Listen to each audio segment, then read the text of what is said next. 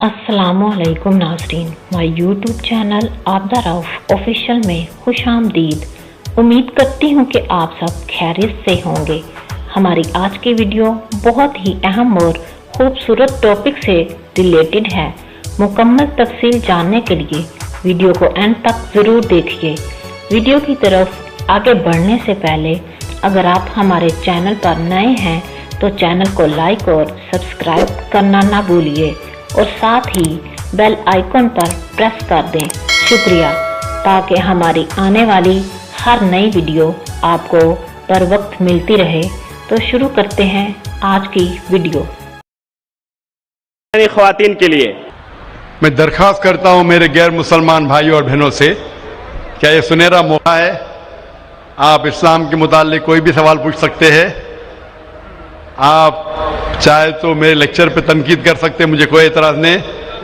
आपको अगर कुरान मजीद में कोई गलती लगती है तो कुरान मजीद के बारे में सवाल पूछ सकते हैं। आपको लगता है इस्लाम की कोई तालीम है जो आपको लगता है कि सही नहीं है, आपका ये मौका है।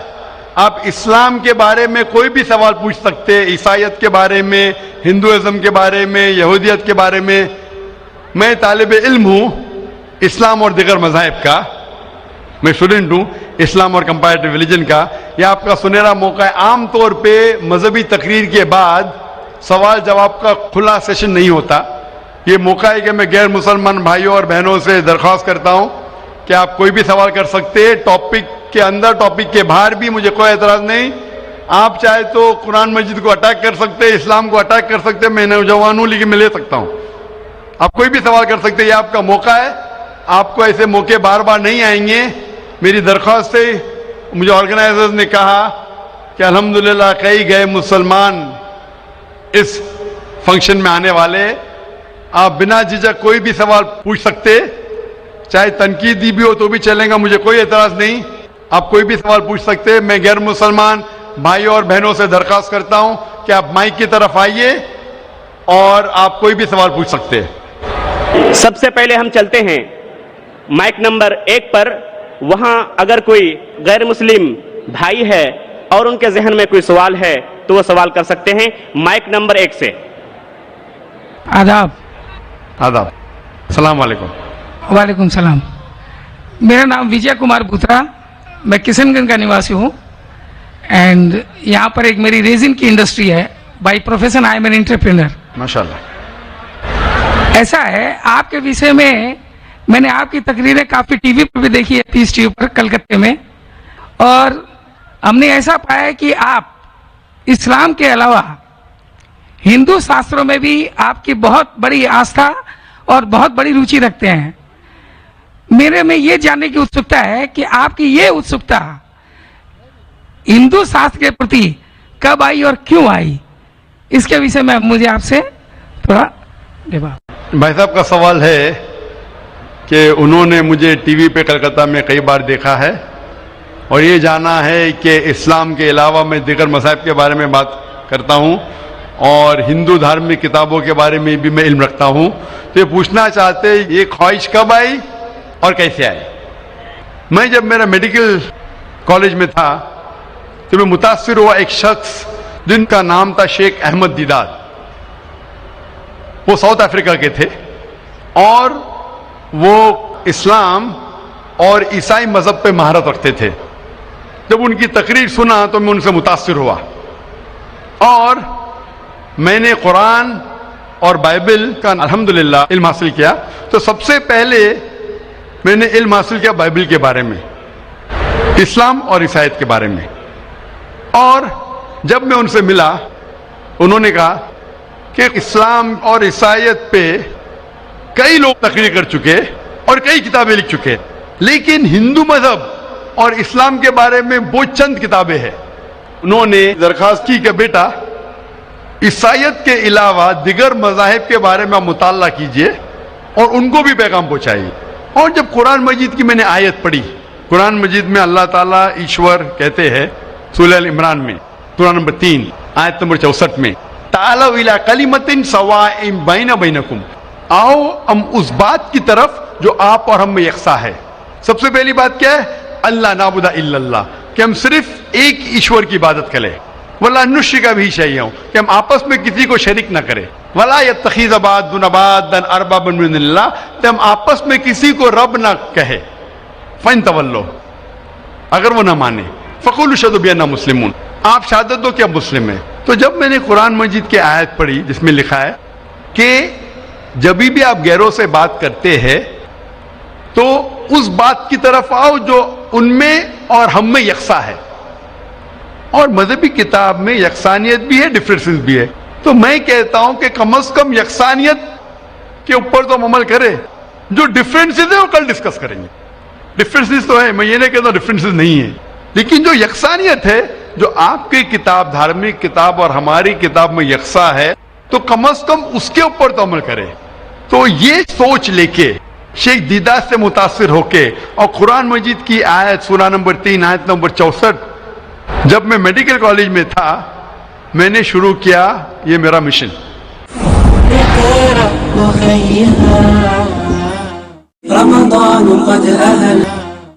और फिर मैंने तहकीक करने लगा। ईसाईयत मजहब का तो इतने अच्छे से मुताला किया था शेख अहमद दीदाद ने कि मुझे ज्यादा तहकीक करने की जरूरत नहीं पड़ी, लेकिन मैं तहकीक शुरू किया हिंदू मजहब के बारे में। फिर मैंने हिंदू विद्वान की, स्कॉलर्स की किताबें पढ़ने लगी और ढूंढने लगा क्या यकसा है। लेकिन कुरान मजीद में कहा गया है कि सबसे पहली बात है अल्लाह नाबुदा इल्लल्लाह, कि हम सिर्फ एक ईश्वर, एक भगवान, एक अल्लाह की इबादत करें। तो जब कुरान मजीद में लिखा है कि यकसानियत में सबसे अहम है कि एक खुदा, तो मैं ढूंढने लगा कि हिंदू मजहब की किताब में खुदा के बारे में क्या लिखा है। जब पढ़ने लगा तो मुख्तलिफ किताबें थे, मुख्तलिफ स्कॉलर्स थे। मुख्तलिफ स्कॉलर्स को पढ़ने के बाद पता चला कि एक होता है कि मजहब को जानना किताबों के जरिए और एक मजहब के मानने वालों के जरिए।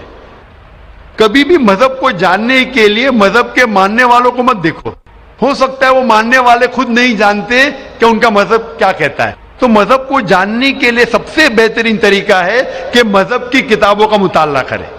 तो मैंने हिंदू मजहब की किताबों का मुताला करना शुरू किया, वेद का, उपनिषद का, भगवद गीता का, रामायण का, महाभारत का। जब मुताला करने लगा तो आमतौर पर जब हम पूछते हैं हिंदू से, सबसे पहली बात कि मैं एक ईश्वर में माने। आम हिंदू से पूछते हैं कि कितने भगवान में आप मानते हैं, तो कुछ हिंदू कहेंगे 3, कुछ कहेंगे 100, कुछ कहेंगे 1000, कुछ कहेंगे 33 करोड़। लेकिन अगर आप एक विद्वान हिंदू से पूछेंगे जो अपने हिंदू मजहब का मुताला कर चुका है, मजहबी किताबों का मुताला कर चुका है, वेद पढ़ चुका है, तो वो कहेगा कि हिंदुओं को सिर्फ एक खुदा में मानना चाहिए।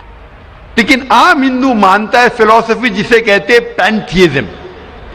आम हिंदू कहता है कि सब कुछ खुदा है, पेड़ खुदा है, चांद खुदा है, सूरज खुदा है, इंसान खुदा है, सांप खुदा है। हम मुसलमान कहते हैं सब कुछ खुदा का है, पेड़ खुदा का है, चांद खुदा का है, सूरज खुदा का है, इंसान खुदा का है, सांप खुदा का है। तो ये अहम फर्क है आम हिंदू और आम मुसलमान में। आम हिंदू कहता है सब कुछ खुदा है, हम मुसलमान कहते हैं सब कुछ खुदा का है। तो ये फर्क है सिर्फ का। अगर ये का के फर्क को मिटा ले तो हम हिंदू और मुसलमान एक हो जाएंगे। कैसा करना चाहिए? तालव इला कलिमतिन सवाइन बैना बैनकुम, आओ उस बात की तरफ जो आप और हम में यकसा है। तो जब मैं हिंदू मजहब की किताबों का मुताला करने लगा तो एक अहम किताब का नाम है उपनिषद। उपनिषद में लिखा है, छंदों के Upanishad, chapter number 6, section number 2, shloka number 1 में, एकम एविदित्यम, खुदा एक है दूसरा नहीं है। जब हम पढ़ेंगे श्वेताश्वेतर उपनिषद चैप्टर नंबर 6 श्लोका नंबर 9 में, नाचस्य कसिज जनिता न चदीपा, ये संस्कृत कोटेशन है जिसके मानी है उस खुदा, उस ईश्वर का कोई रब नहीं, उस ईश्वर के कोई वालिदैन नहीं, उसके ऊपर कोई नहीं है, उसकी वालदा नहीं, उसके वालिद नहीं है। लिखा है श्वेताश्वेतर उपनिषद में चैप्टर नंबर 4 श्लोका नंबर 19 में, न तस्य प्रतिमा अस्ति, उस ईश्वर की कोई प्रतिमा नहीं। प्रतिमा संस्कृत में होता है अक्स, photograph, painting, picture, idol, statue, sculpture. न तस्य प्रतिमा अस्ति, उस ईश्वर की कोई प्रतिमा नहीं, कोई अक्ष नहीं, कोई पिक्चर नहीं, कोई फोटोग्राफ नहीं, कोई पेंटिंग नहीं, कोई आइडल नहीं, कोई स्कल्पचर नहीं, कोई स्टैच्यू नहीं। और ये आप आगे पढ़ेंगे, ये वही चीज लिखा हुआ है यजुर्वेद में। वेद हिंदू मजहब की सबसे ऊंची किताब है। यजुर्वेद में लिखा है चैप्टर नंबर 32 श्लोका नंबर 3 में, न तस्य प्रतिमा अस्ति, उस ईश्वर की कोई प्रतिमा नहीं, कोई अक्ष नहीं, कोई फोटोग्राफ नहीं, कोई पेंटिंग नहीं, कोई पिक्चर नहीं, कोई स्टैच्यू नहीं, कोई आइडल नहीं, कोई स्कल्पचर नहीं। तो जब आप हिंदू मजहब की किताबों का मुताला करते पता चलता है हिंदू मजहबी किताब में भी लिखा है खुदा एक है, उस खुदा का कोई अक्ष नहीं। और ब्राह्म सूत्र जो हिंदुइज्म का है वो एकम ब्राह्म द्योत्या नास्ते नैना नास्ते किंचन, भगवान एक ही है, दूसरा नहीं है, नहीं है, नहीं है, जरा भी नहीं है। There is only one God, not a second one, not at all, not at all, not in the least bit. तो इस जरिए से मेरा मुताला शुरू हुआ। सबसे पहले देखिए करने लगा मैं कि हिंदू मजहब की किताब में ईश्वर का क्या जिक्र है, भगवान का क्या जिक्र है। और पता चला जिस तरीके से कुरान मजीद में लिखा है खुदा एक है, वही लिखा है हिंदू मजहबी किताब में। जिस तरीके कुरान में लिखा है उसका कोई अक्स नहीं, वही लिखा है हिंदू मजहब में। जिस तरीके से कुरान मजीद में लिखा है ना वो किसी से जना है ना किसी को जनता है, वही चीज लिखी हिंदू मजहबी किताब में। तो मैंने कहा जो यकसा है तो इसके ऊपर अमल क्यों ना करे। तो इस तरीके से मेरी तहकीक शुरू हुई और आस्ते आस्ते तहकीक के बाद पता चला कि हिंदू मजहब में भी लिखा हुआ है कि अवतार आने वाले हैं। अवतार लोग समझते हैं कि भगवान एक इंसान का रूप लेता है, ये एक मानी है, लेकिन सही मानी है संस्कृत में मतलब भगवान खुद नहीं, भगवान किसी को भेजता है। तो अवतार के सही मानी है जैसे हम कहते हैं पैगंबर। तो भगवान ने, ईश्वर ने कई पैगंबर भेजे और आखिरी पैगंबर का जिक्र हिंदू मजहबी किताब में है, कई किताबों में है, वेद में है, उपनिषद में है। कई मिसाल दूंगा, एक कल्कि पुराना में लिखा है कि आखिरी जो अवतार आने वाले आखिरी पैगंबर वो कल्कि अवतार है। उनके वालिद का नाम है विष्णु यास। विष्णु मतलब खुदा, यास मतलब नौकर, खुदा का नौकर। अरबी में करेंगे तो हो जाता है अब्दुल्ला, जो नाम था मोहम्मद सल्लल्लाहु अलैहि वसल्लम के वालिद का। उसके वालिदा का नाम है सुमति, मतलब शांति, अमन। अरबी में हो जाता है आमिना, जो मोहम्मद सल्लल्लाहु अलैहि वसल्लम के वालिदा का नाम था। इसमें लिखा है कि इन्हें वही आएंगी एक केव में, एक गारे में, जो मोहम्मद सल्लल्लाहु अलैहि वसल्लम गारे हिरा में आई थी। उन्हें वही आएंगी रात के वक्त। वो बाद में जाएंगे नॉर्थवर्ड और फिर वापस आएंगे। मोहम्मद सल्लल्लाहु अलैहि वसल्लम ने हिजरत की थी, मदीना की तरफ वापस आए। उनके 4 करीब दोस्त होंगे, इसमें 4 खुलफा राशिदीन है। इस तरीके से डिटेल में लिखा गया है आखिरी पैगंबर, जो आखिरी अवतार जो आने वाले मोहम्मद सल्लल्लाहु अलैहि वसल्लम। तो मैं कहता हूं हिंदुओं से कि आप अपनी हिंदू किताब का मुताला कीजिए और हम हिंदू और मुसलमान एक हो जाएंगे। तो इस तरीके से मेरी तहकीक शुरू हुई और मैं दुनिया भर में कोशिश करता हूं अमन का पैगाम लोगों तक पहुंचाए। या भाई साहब, आपने जो उपनिषदों का वर्णन किया उसके साथ में एक लाइन और जोड़ता हूं, जहां पर यही लिखा हुआ है कि ईश्वर एक ही है। वो हमारी श्रीमद् भगवद गीता है, जिसे हम श्रीमद् भगवान की वाणी या ईश्वर की वाणी कहते हैं। उसके चैप्टर नंबर 18 श्लोक नंबर 66 में है, अनन्या सर्व धर्मान परित्यज्यम मामे कम शरणम प्रजा अहम त्वाम सर्व पापेभ्यो मोक्षयिष्यामि मा शुचा। उसमें भी एक ही ईश्वर की ओर इंगित किया गया। तो आप जो कह रहे हैं एकदम सही और एकदम यथार्थ है कि हमारे हिंदू में एक ही ईश्वर की है, बाकी रूप हमने अनेक मान दिया है। ये एक आस्था का विषय हो जाता है, साकार रूप निराकार रूप वो अलग है, लेकिन ईश्वर को हमारे यहाँ भी आपने एकदम ठीक फरमाया है। गीता भी हमारी यही कहती है। धन्यवाद आपको, बहुत बहुत जज़ाकल्लाह शुक्र। हजारों साल नरगिस अपनी बेनूरी पे रोती है, हजारों साल नरगिस अपनी बेनूरी पे रोती है, बड़ी मुश्किल से होता है चमन में दीदवर पैदा। अब हम चलते हैं माइक नंबर 2 की तरफ। वहां पर अगर कोई गैर मुस्लिम भाई मौजूद हैं और उनके जहन में कोई सवाल है तो सवाल कर सकते हैं। माइक नंबर 2 से। My name is Pintu Demna. I am from Malda and I am a student of AMA. So I just want to know what is the difference between Kaaba and Kashi.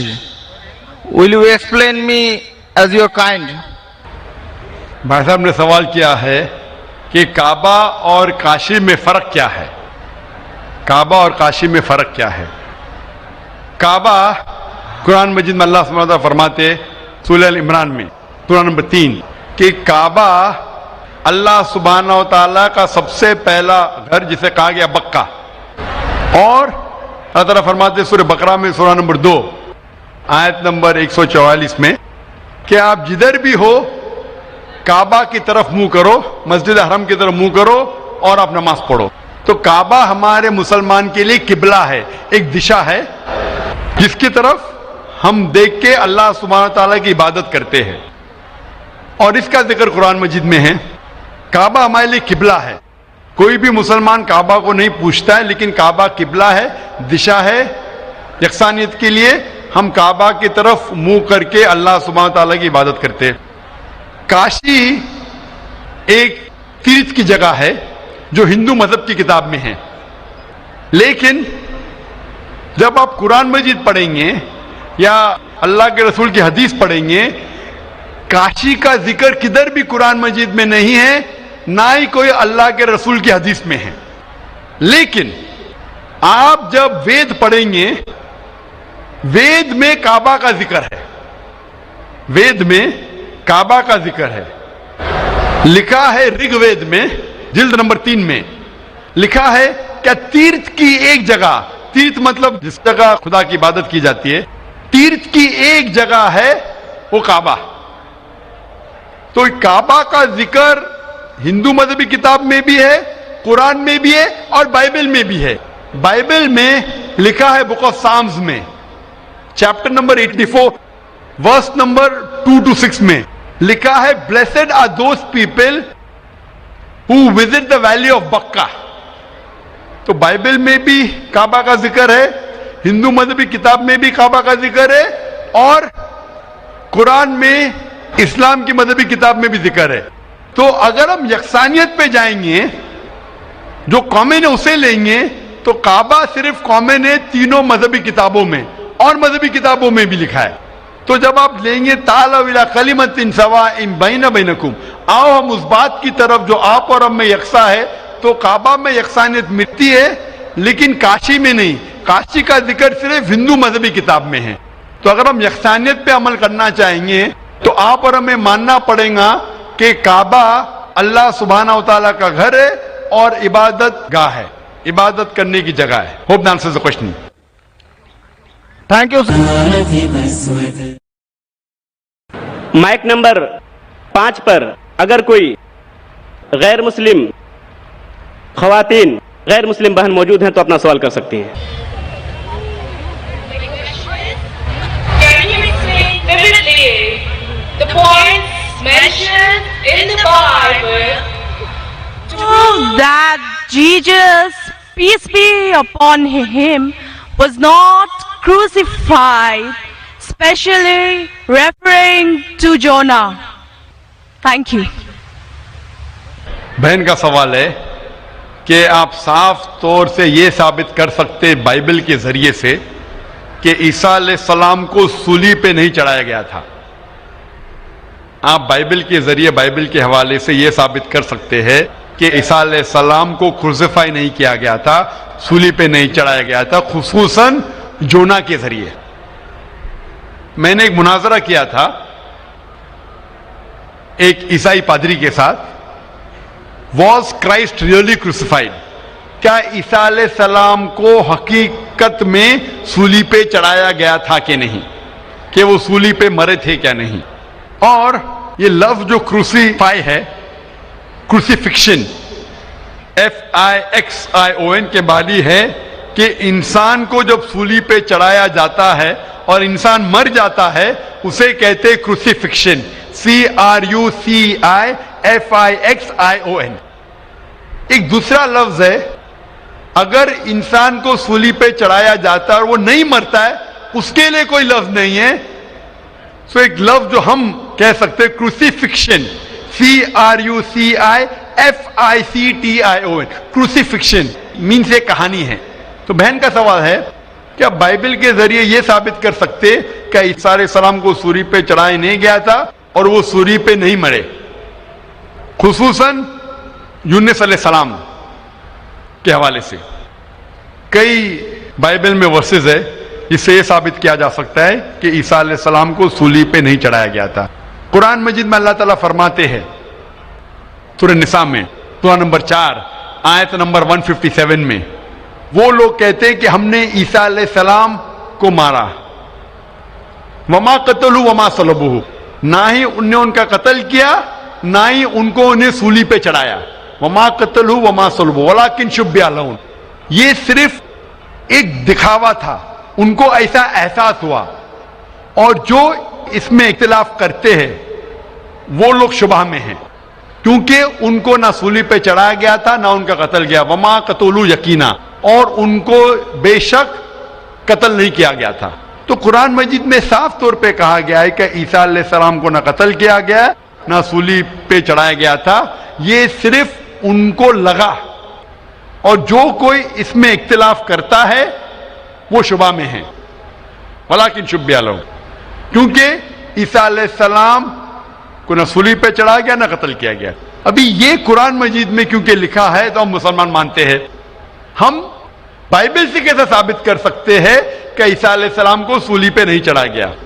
लिखा है gospel of Matthew में chapter number 12 verse number 38 में कि जब लोग आते हैं और ईसा अलैहिस्सलाम से कहते हैं कि आप हमें एक मौजज़ा दिखाओ, हमें निशानी दिखाओ ताकि हम माने कि आप अल्लाह के पैगंबर हैं, तो ईसा अलैहिस्सलाम कहते हैं, O evil and adulterous generation, you seek after a sign, no sign shall be given to you except the sign of Jonah. ईसा अलैहिस्सलाम कहते हैं, उन्हें गाली देते हैं और कहते हैं कि आपको कोई निशानी दी नहीं जाएंगी, कोई मौजूदा दी नहीं जाएगा, सिर्फ साइन ऑफ जोना, यूनुस अलैहिस्सलाम की निशानी। No sign shall be given to you except the sign of Jonah. For as Jonah was 3 days and 3 nights in the belly of the fish, Son of Man be 3 days and 3 nights in the heart of the earth. ये है हवाला gospel of Matthew का chapter number 12 verse number 38 से लेके 42 तक। ईसा अलैहिस्सलाम कहते कि तुम्हें कोई निशानी नहीं दी जाएंगी, सिर्फ निशानी यूनुस अलैहिस्सलाम की। जिस तरीके से यूनुस अलैहिस्सलाम 3 दिन और 3 रात मछली के पेट में थे, उसी तरीके से मैं धरती के पेट में 3 दिन और 3 रात रहूंगा। अभी हमें जानने के लिए कि साइन ऑफ जोना क्या है, यूनुस अलैहिस्सलाम की निशानी क्या है, हमें जाना पड़ेगा द बुक ऑफ जोना। एक बाइबल में किताब है जिसका नाम है जोना यूनुस अलैहिस्सलाम। ये किताब सिर्फ 2 पेज की है, ये बहुत छोटी किताब है बाइबल में। इस किताब की शुरुआत में लिखा है कि अल्लाह सुब्हानहू व तआला ने अपने पैगंबर यूनुस अलैहिस्सलाम को कहा था कि अपना पैगाम पहुंचाओ, आप जाके पैगाम पहुंचाओ निनेवा के लोग की तरफ। यूनुस अलैहिस्सलाम बाइबल के मुताबिक कहते हैं वो डरते हैं कि ये लोग क्या पैगाम समझ पाएंगे, इसीलिए निनेवा जाने के बदले वो एक कश्ती में सवार होते जोपा की तरफ। और उस वक्त एक सुपरस्टिशन था, सुपरस्टिशन मतलब अंधविश्वास था कि अगर कोई अपने मालिक का कहना नहीं मानता और मालिक की नाफरमानी करता है तो एक स्टॉर्म आ जाता है सी में, दरिया में एक स्टॉर्म आता है।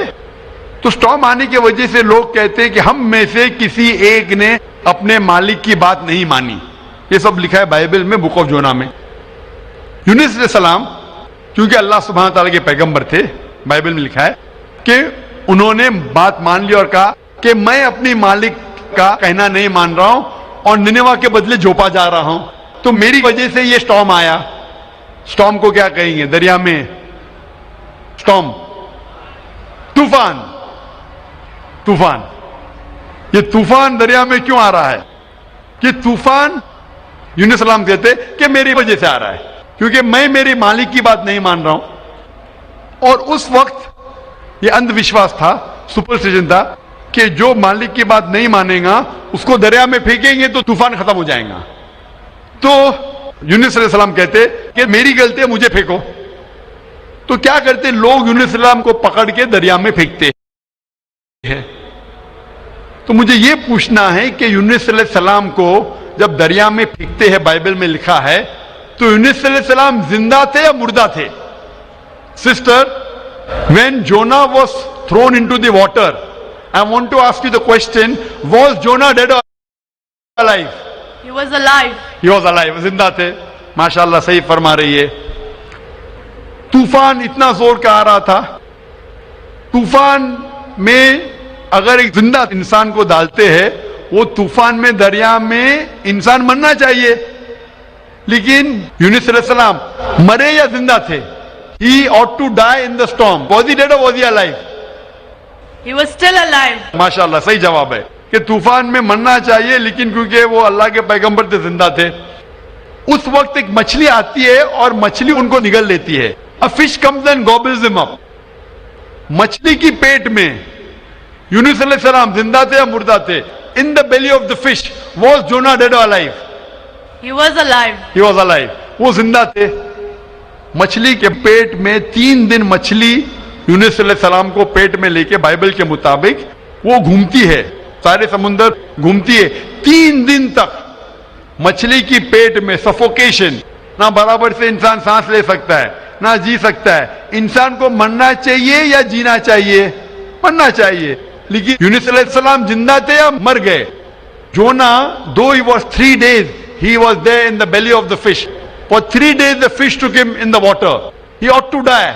Was Jonah yet dead or alive? He was still alive. He was still alive. माशाल्लाह, अभी तक जिंदा थे। बहन सही जवाब दे रही है। 3 दिन के बाद वो मछली यूनुस अलैहिस्सलाम को उल्टी कर देती है, मतलब पेट में से बाहर निकलते यूनुस अलैहिस्सलाम, और वो समुंदर के किनारे पे आते हैं। जिंदा या मुर्दा? The fish vomits out Jonah, peace be upon him, and throws him onto the shore. When Yunus alayhi salam, when Prophet Jonah was thrown on the shore, was he dead or alive? He was alive but unconscious. Alive but unconscious.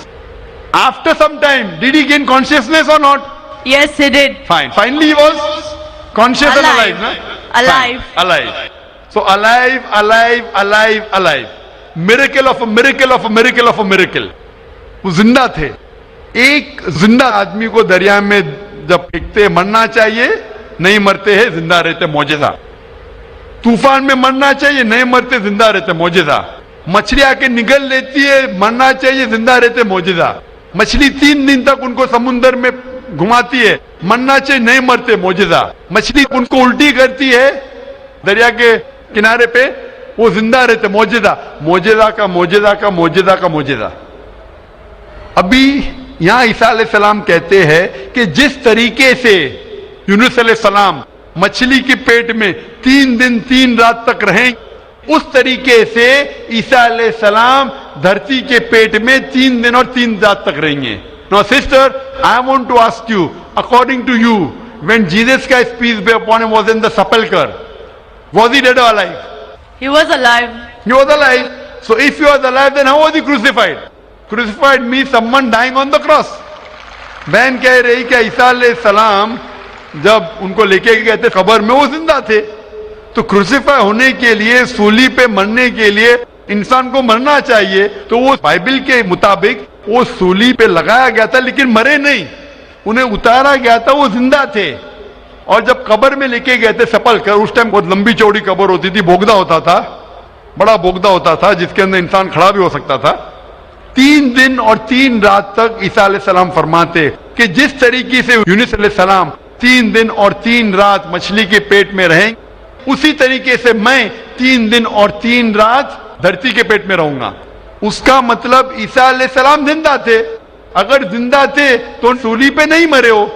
तो इसीलिए Bible के जरिए एक तरीका है साबित करने के लिए कि ईसा अलैहिस्सलाम सूली पे नहीं मरे, वो जिंदा थे। और कुरान मजीद की बात सही है कि वमा कतलू वमा सलबू, ना वो सूली पे मरे ना उनका कत्ल किया है। ये सिर्फ एक शक और शुबा है। Hope that answers the question sister. Thank you. Sister, I would like to ask you that now do you believe that Jesus Christ, peace be upon him, did not die on the cross? I do believe, but I just wanted to prove my friends or my colleagues as to Jesus Christ was not crucified according to Their own version, that is Bible. What's your name, sister? What's your name, sister? I am Sahadia Naz and I'm a teacher by profession. You're a Muslim. Yes, I am. MashaAllah. Okay, anyway, hope you have satisfied your friend. Yes, I am. But we request that the non-Muslim should be given the first chance to ask the question. Okay, thank you. Mike number 1 से गैर मुस्लिम भाई है तो वो अपना सवाल कर सकते हैं। जय जिनेन आदाब, मेरा नाम अरुण कुमार जैन है, मुर्शिदाबाद औरंगाबाद से आए हैं। मेरा क्वेश्चन है, जो नया मस्जिद बन रहा है और कब्रिस्तान है और ईदगाह है, उसमें मेरा मन हुआ है कि हम इसमें जमीन या पैसा रुपया दें, मेरा मन चाहता है। लेकिन उन लोग बोलते हैं कि हम लोग गैर मुसलमान से कोई चीज नहीं लेते हैं। क्यों? इस्लाम में लिखा हुआ है आदमी आदमी को प्यार करो। भाई का सवाल है कि वो चाहते हैं कि मस्जिद बनाने के लिए अपनी जमीन दे ईदगाह के लिए, और मुसलमान कहते हैं कि हम गैर मुसलमान की मदद नहीं लेते। क्यों? क्या इंसान भाई नहीं है? भाई साहब, गैर मुसलमान की मदद लेना इस्लाम में हराम नहीं है, लेकिन कुछ शरायत कुछ चीजों के लिए, मिसाल के तौर पे मस्जिद बनाने के लिए कुछ शर्त है। मस्जिद बनाने के लिए एक मुसलमान अपनी ज़कात का पैसा भी नहीं दे सकता है। ज़कात एक मुसलमान के लिए फर्ज है कि वो 2.5% अपनी बचत का, हर कमरी साल वो 2.5% अपनी बचत का जो निसाब के ऊपर है, 85 ग्राम सोने के ऊपर है, उसे ज़कात देना चाहिए। और ज़कात की कई शराइत है कि फुकारा को देना चाहिए, गरीब को देना चाहिए, मसाकिन को, मुअल्ला और फुतुल कुलूब, गारिमून जो कर्जदार है, वगैरह वगैरह, इब्ने सबील। लेकिन इसके अंदर ये मुसलमान अपनी ज़कात का पैसा मस्जिद के लिए दे सकता है, क्योंकि मस्जिद एक मुसलमान का फर्ज है कि वो अपने पैसे से बनाए, और ज़कात का पैसा भी इसमें इस्तेमाल नहीं हो सकता है, अपने बाकी पैसे से बनाए। ज़कात का पैसा की कैटेगरी लिखी गई है सूरह तौबा में, सूरा नंबर 9 आयत नंबर 60 में, कि ये 8 कैटेगरी को आप ज़कात का पैसा दे सकते हैं, मस्जिद बनाने के लिए नहीं। क्योंकि मस्जिद एक फर्ज है, मुसलमान खुद अपने पैसे से, ना कि ज़कात से, अपने बाकी पैसे से जो सदका हो या बाकी पैसे से, ना कि जो गरीबों के लिए जो पैसा महफूज है, जो 8 कैटेगरी है उसके लिए महफूज है, वो पैसे में से आप मस्जिद बनाने के लिए दे सकते हैं। ये एक शर्त है। उसी तरीके से शर्त है कुरान मजीद की कि मस्जिद की देखभाल सिर्फ वो लोग करना चाहिए जो इस पे ईमान लाते हैं, जो इस बात में मानते हैं, जो ईमान लाते हैं और जो मानते और अपने अच्छे अपने पैसे से। तो अगर कोई गैर मुसलमान अगर इस पे ईमान नहीं लाता है तो मस्जिद के लिए इस्तेमाल नहीं किया जा सकता है। मिसाल के तौर पे मैं कहूंगा कि यहां कई जगह है अपने हिंदुस्तान में जिसे कहा जाता है कैंटोनमेंट एरिया। तो कैंटोनमेंट एरिया मतलब वो एरिया जहां सिर्फ मिलिट्री के लोग जा सकते हैं। आम हिंदुस्तानी, मैं हिंदुस्तान का नागरिक हूं, मैं ये नहीं कह सकता कि मैं हिंदुस्तान का नागरिक हूं इसीलिए मुझे कैंटोनमेंट एरिया में जाने दो। वो रूल है। कैंटोनमेंट एरिया में जाने के लिए फर्ज है क्या वो लोग जो अपनी पूरी जिंदगी देते हैं देश की हिफाजत करने के लिए, वो लोग को इजाजत है। आम आदमी कैंटोनमेंट एरिया में नहीं जा सकता है, ये उसूल है देश का। उसी तरीके से जो लोग ईमान लाते हैं मजहब पे और ज़कात के अलावा अपनी बाकी आमदनी के पैसे से मस्जिद बना सकते हैं। तो इसीलिए क्योंकि आप ईमान नहीं लेके आए तो मस्जिद बनाने के लिए आपके पैसे का इस्तेमाल नहीं हो सकता है। लेकिन बाकी खैरात की अलग बात है। अगर आप किसी को पैसा देते हैं, किसी को तालीम के लिए, मुसलमान को, तो हराम नहीं कि मुसलमान गैर मुसलमान का पैसा नहीं ले सकता है। सिर्फ मस्जिद के लिए शर्त है। तो कुछ चीजों के लिए शराइत है, बाकी चीजों के लिए नहीं। मिसाल के तौर पर आप कहना चाहते हैं कि मैं मेरे पैसों से कोई मुसलमान को पढ़ाना चाहता हूं, तो कोई मुसलमान आपके पैसे से तालीम हासिल करना उसके लिए हराम नहीं है। सिर्फ मस्जिद के लिए। अगर आप चाहते हैं कि आपका पैसा मस्जिद में इस्तेमाल हो तो पहले आपको मुसलमान बनना पड़ेगा, आपको ईमान लाना पड़ेगा, फिर ही आप, क्योंकि आप अगर जिस चीज में ईमान नहीं लेके आते, आप अगर ईमान नहीं लेके आते कि हमको एक ईश्वर को मानना चाहिए, हमको सलाह पढ़ना चाहिए, तो उसी तरीके से अगर आपको ईमान आ जाएगा कि ये मस्जिद सही इबादत की जगह है और मैं इस पे यकीन करता हूं, फिर आपका पैसा ले सकते हैं, वरना नहीं। Hope that answers the question. आपका दूसरा सवाल? दूसरा सवाल है ये, हम लोग जो गाय का दूध पीते हैं वो वेज है कि या नॉन वेज है? भाई का सवाल है कि हम गाय का दूध जो पीते हैं वो वेज है कि नॉन वेज है। साइंटिफिकली गाय वेज है कि नॉन वेज है? भाई साहब, हम लोग जानते हैं नॉन वेज है। गाय नॉन वेज है ना? हाँ। तो उसका दूध वेज होगा या नॉन वेज होगा? नॉन वेज, लेकिन हम लोग का धर्म में वो देवी है। हाँ, अभी उसके ऊपर बाकी सवाल आ गया ना। आपका पहला सवाल था कि दूध नॉन वेज है क्या वेज है, तो मैंने पूछा गाय नॉन वेज है क्या वेज है, आपने कहा नॉन वेज, तो दूध भी नॉन वेज होगा। तो साइंटिफिकली दूध नॉन वेज है, लेकिन क्योंकि दूध के बिना आपकी जिंदगी नहीं गुजर सकती है तो दूध को लोग ने वेज कर दिया। आप समझे ना, दूध के बिना जिंदगी गुजरना मुश्किल है तो दूध को वेजिटेरियन कह दिया। तो मेरे तकरीर में जो मुनाजरा हुआ था मेरा एक जैन के साथ कि गोश्त खाना इंसान के लिए हराम है कि हलाल है। हम भी जैन है, मालूम है आपका नाम जैन है।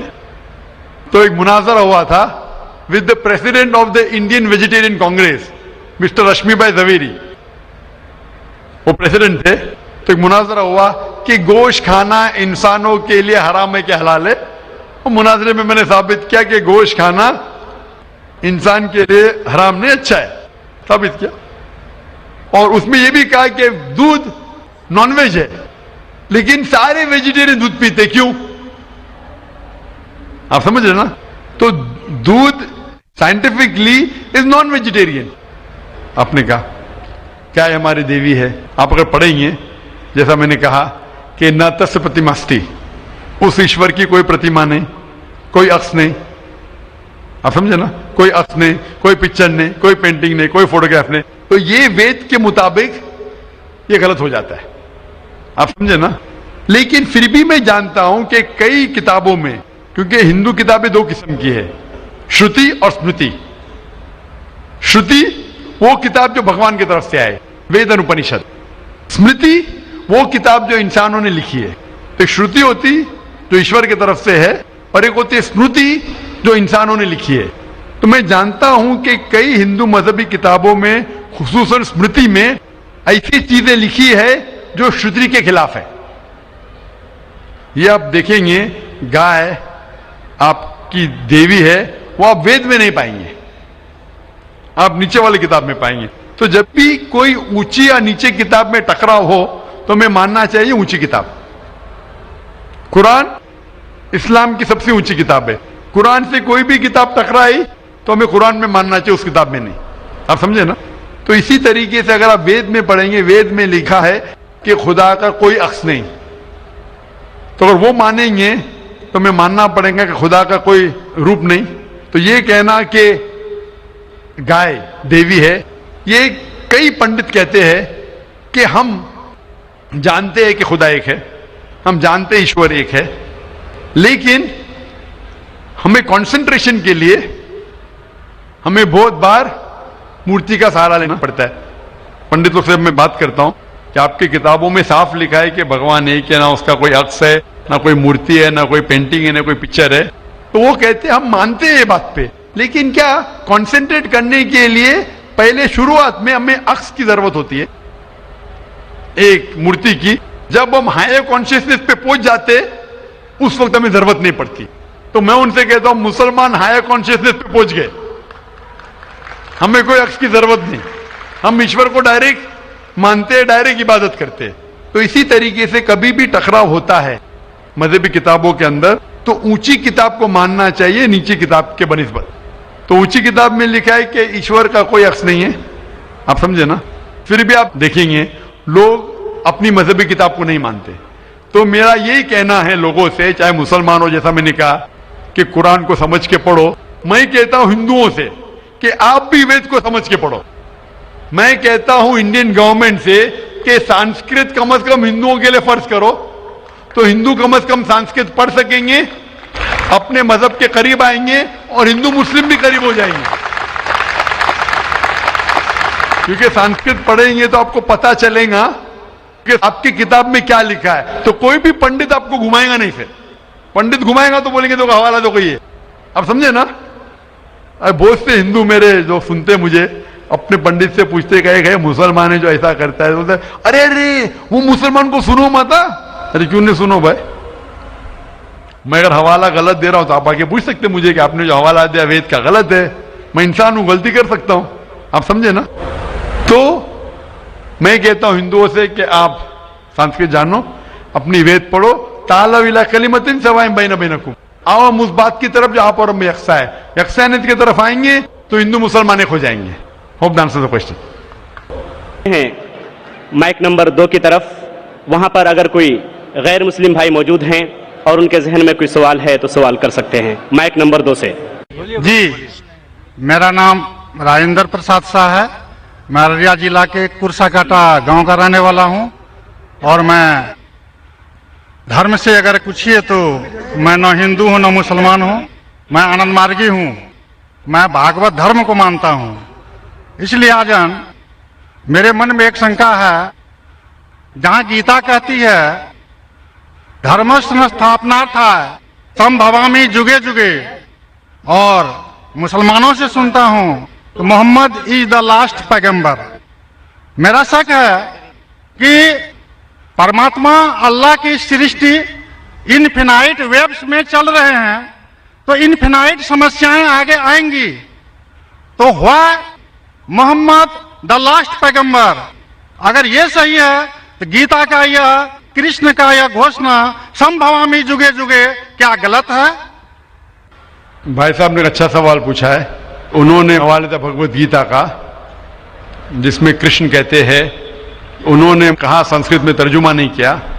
श्री कृष्ण कहते हैं कि जब भी इस धरती पे जुल्म होगा तो उस वक्त भगवान एक पैगंबर को भेजेंगे और हर दौर में एक पैगंबर आएगा, संभवान योगी होगे, हर युग में आएगा।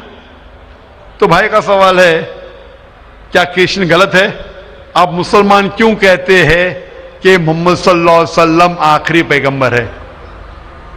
भाई साहब, सबसे पहले हम कहते हैं मोहम्मद सल्लल्लाहु अलैहि वसल्लम आखिरी पैगंबर है क्योंकि यह कहा गया कुरान मजीद में सूरे आज़ाब में, सूरा नंबर 33 आयत नंबर 40 में कहा गया मा काना मुहम्मदुन अबा अहदिम मिन रिजालिकुम वलाकिन रसूलुल्लाह व खातिमुन नबीय्यीन व काना अल्लाहु बिकुल्लि शैइन अलीमा। कि मोहम्मद सल्लल्लाहु अलैहि वसल्लम आप लोगों में से किसी के वालिद नहीं है, लेकिन खातिमुन नबीय्यीन है, आखिरी नबी है। क्योंकि कुरान मजीद में कहा गया है कि मोहम्मद सल्लल्लाहु अलैहि वसल्लम आखिरी नबी है, हम इस पे यकीन रखते हैं। जहां तक कि आपने कहा श्री कृष्ण, मैं श्री कृष्ण की बात को मानता हूं कि जब भी इस धरती पे गलत काम होंगे उस वक्त खुदा एक पैगंबर को भेजते और हर दौर में एक पैगंबर भेजेंगे। बिल्कुल गलत नहीं है, आपको समझने में गलती हुई। क्योंकि जब आप पढ़ेंगे भगवत गीता को कहा गया है कि ये वेद का निचोड़ है, it is the nectar of the Veda, Veda का निचोड़ है। और जब आगे आप पढ़ेंगे लिखा हुआ कल्कि पुराना में, कल्कि पुराना में लिखा है, कल्कि पुराना चैप्टर नंबर 2 श्लोक नंबर 5, 7, 11, 15 में लिखा है कि एक कल्कि अवतार आएंगे जो कल युग में आएंगे और कल युग आखिरी युग होगा, और ये कल्कि अवतार लोगों को सही रास्ता दिखाएंगे। और ये कल्कि अवतार के वालिद का नाम है विष्णु यास, मतलब भगवान का नौकर, अरबी में अब्दुल्ला, जो नाम थे मोहम्मद सल्लल्लाहु अलैहि वसल्लम के वालिद का। उनके वालिदा का नाम होगा सुमति, सुमति मतलब अमन, शांति, अरबी में होगा आमिना, जो नाम था मोहम्मद सल्लल्लाहु अलैहि वसल्लम के वालिदा का नाम। वो पैदा होंगे अमन के शहर में जो है मक्का। वो पैदा होंगे ऐसे खानदान में जो उस शहर के चीफ होंगे। हम जानते हैं मोहम्मद सल्लल्लाहु अलैहि वसल्लम कुरैश खानदान में पैदा हुए, उनके 4 करीब दोस्त होंगे। हम जानते हो 4 खुलफा राशिदीन है, हजरत अबू बकर, हजरत उमर, हजरत उस्मान, हजरत अली रज़ियल्लाहु अन्हु। अल्लाह सुब्हानहू व तआला की रहमत सब पे हो। उनको सबसे पहली वही मिलेंगी एक गार में, एक केव में। हम जानते हैं मोहम्मद सल्लल्लाहु अलैहि वसल्लम को सबसे पहले वही मिली गारे हिला में। उनको रात के बाद सबसे पहले वही आएंगी। वो he will migrate northwards and come back. और मोहम्मद सल्लल्लाहु अलैहि वसल्लम मदीना में हिजरत की और फिर से वापस मक्का लौटे। ये सारी निशानियां जो लिखी है कल के अवतार के बारे में, वो हूबहू उतरती है मोहम्मद सल्लल्लाहु अलैहि वसल्लम पे। हर युग में एक अवतार आएगा, आखिरी युग होगा कल युग। ये कल युग है भाई साहब, ये कल युग है। और कल युग के आखिरी अवतार है कल के अवतार, जिसका नाम कुरान मजीद में लिखा गया है मोहम्मद सल्लल्लाहु अलैहि वसल्लम। तो ये जो आपकी भगवत गीता में लिखा है, मेरे हिसाब से सही लिखा हुआ है कि हर युग में एक अवतार आएगा। और आखिरी युग है लिखा हुआ है कल की पुराना में, वो कल युग है। और कल युग के अवतार है कल के अवतार।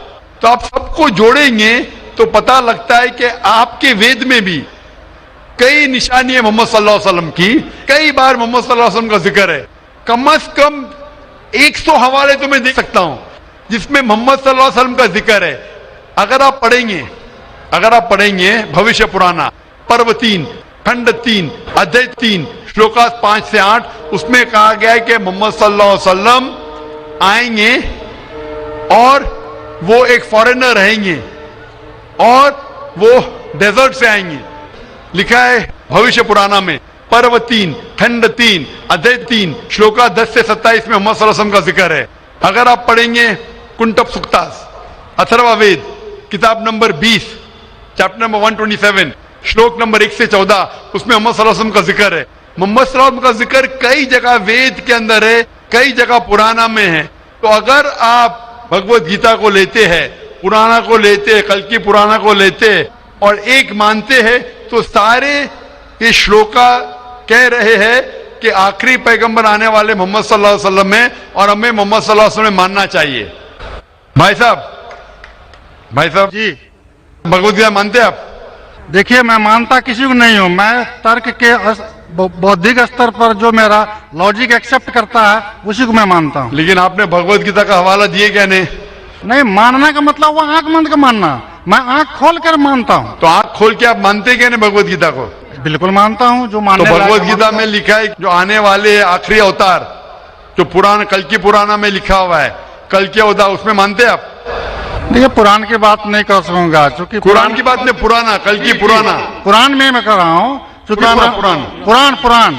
पुराण के बारे में पुराणकार का जो कहना है कि अष्टादश व्यासस वचनम दुए पापाय पर पीड़नम पुण्याय पर हितनम। इसी तरह का है कि 18 पुराण का उद्देश्य है कि दूसरे को कष्ट देना पाप है और दूसरे का भलाई करना पुण्य है। मैंने कब बोला कि दूसरे को कष्ट दो और दूसरे के भलाई मत करो? मैं कह रहा हूँ इस आधार पर मैं कुरान में लिखे लगा दूसरे को कष्ट दो, कुरान में भी लिखे दूसरे को कष्ट मत दो, कुरान में भी लिखे दूसरे की मदद करो। तो इसके ऊपर बहस नहीं हो रही है, बहस हो रही है कल की पुराना पे, कल के अवतार पे। आप आखिरी पैगंबर में मानते हैं क्या नहीं, ये मैं पूछ रहा हूं। मुझे कल की पुराण का अध्ययन नहीं है। कल की पुराण का अध्ययन नहीं है डॉक्टर साहब, मुझे कल की पुराण का अध्ययन नहीं है। तो आप अगर बुद्धि के ऊपर आप मानते हैं तो मेरी ये आपसे इल्तिजा रहेंगी कि कल की पुराना पढ़ो और ये जांच पड़ताल करो कि कल के अवतार कौन है और कल के अवतार की तहकीक करो। आप इंशाअल्लाह मोहम्मद सल्लल्लाहु अलैहि वसल्लम में मानेंगे। तो मेरी आपसे इल्तिजा है कि आप इस पे तहकीक करो कि आखिरी अवतार कौन है और इंशाअल्लाह आपको हिदायत देंगे अल्लाह ताला।